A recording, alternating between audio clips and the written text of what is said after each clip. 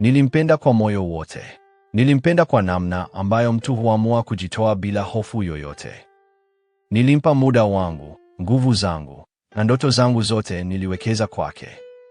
Tulikutana miaka 2 iliyopita. Tangu tulipoanza mahusiano, moyo wangu ulimchagua yeye. Alikuwa mtu wa kunifanya nicheke hata nikiwa na siku mbaya. Aliniahidi kuwa nami katika mema na mabaya. Nilimwamini sana. Kwenye mahusiano hakuna kitu kibaya kama kumwamini mtu kupita kiasi. Unapomwamini mtu sana, unaacha hata kuuliza maswali ya msingi. Unaacha hata kuona dalili mbaya ndogo ndogo kwa sababu moyo wako umeamua kupenda. Miezi ya mwanzo ilikuwa kama ndoto. Tulipanga maisha, tulizungumza kuhusu ndoa, watoto, wa nyumba yetu ya ndoto zetu. Aliniambia, wewe ndiye mwanaume wa maisha yangu. Na mimi niliamini kila neno. Lakini mambo yalibadilika baada ya miaka 2 ya mahusiano yetu. Simu yake ilianza kuwa siri yake. Alianza kuchelewa kujibu meseji zangu. Na kila nilipouliza, alikuwa na majibu tayari. Na mimi, kwa sababu nilimpenda, sikuwa na maswali mengi sana. Sikutaka tugombane. Siku ambayo sitaisahau kamwe. Ilikuwa Jumamosi jioni. Aliniambia anaenda kwa rafiki yake mgonjwa. Maelezo yake yalikuwa ya kawaida, kama siku zote. Lakini siku hii sikuwa na amani. Sikujua kama ilikuwa ni wivu, hofu, au ni ile sauti ya ndani ambayo mara nyingi tunaipuuza.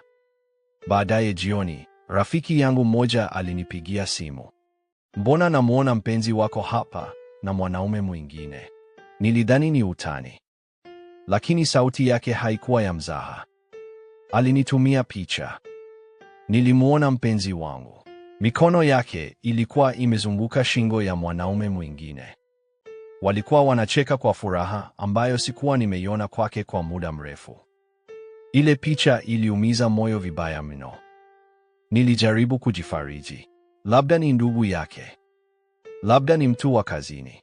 Labda ni mfanyakazi mwenzake. Lakini moyo ulisita. Nilimsubiri usiku. Alinipigia simu kuniambia amefika nyumbani salama kutoka kwa rafiki yake mgonjwa. Nilimsikiliza kwa makini. Nilihisi kama sauti yake inauchoma visu moyo wangu. Nilimuuliza kwa upole, ulikuwa wapi leo? Sema ukweli. Alikaa kimya kwa sekunde chache. Kisha akaanza kukasirika. Mbona unakuwa hivi siku hizi? Wakati mwingine mtu anapokamatwa na uongo, hujilinda kwa hasira. Nilimtumia ile picha. Baada ya dakika chache, alijibu kwa ujumbe mfupi. Sawa, kama ulivyoona, msalimie huyo mbea mwenzako aliyekutumia. Niliumia sana. Nilimhoji huyu ni nani? Na alinijibu yule ni mchumba wake ambaye anatarajia kufunga naye ndoa na alishampeleka nyumbani kwa wazazi. Nilijikaza nisitoe machozi, lakini unajua nini huuma zaidi? Sikuona mtu unayempenda akiwa na mwingine, bali ni kugundua kuwa alikusaliti huku akikuangalia machoni kila siku na kukuambia anakupenda. Naichukia siku ile kwa sababu ilinifundisha ukweli ambao sikuwa tayari kupokea kwa wakati ule. Upendo wa upande mmoja unauma. Kuamini mtu asiye mwaminifu kunaumiza zaidi. Lakini kuendelea kubaki pale unapoona dalili zote, huo ni uamuzi wako mwenyewe. Nilimwacha aende akaolewe na mwanaume anayempenda, japo niliumia sana. Nilijiuliza kama leo hii anasema ana mchumba wake mwingine. Sasa mimi nilikuwa mchumba wa nani kwa kipindi chote cha miaka 2? Haikuwa rahisi.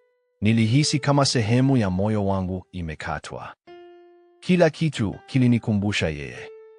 Nyimbo tulizopenda, maeneo tuliyotembelea, hata harufu fulani zilinirudisha nyuma. Usaliti hauumizi kwa sababu tu ya tukio. Unaumiza kwa sababu unavunja picha yote na kumbukumbu uliyoijenga kichwani mwako.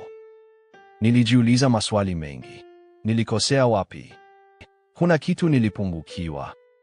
Lakini baadaye nilijifunza kitu muhimu sana kwenye maisha yangu. Nilipunguza matarajio na imani kubwa kwa watu. Naichukia siku ile, lakini pia naishukuru sana. Kwa sababu bila siku ile, ningeendelea kuishi kwenye uongo niliouita upendo. Kama unanisikiliza sasa na unapitia usaliti, nataka ujue kitu kimoja. Usipoteze muda wako kwa sababu ya mtu aliyeshindwa kuona umuhimu wako kwake.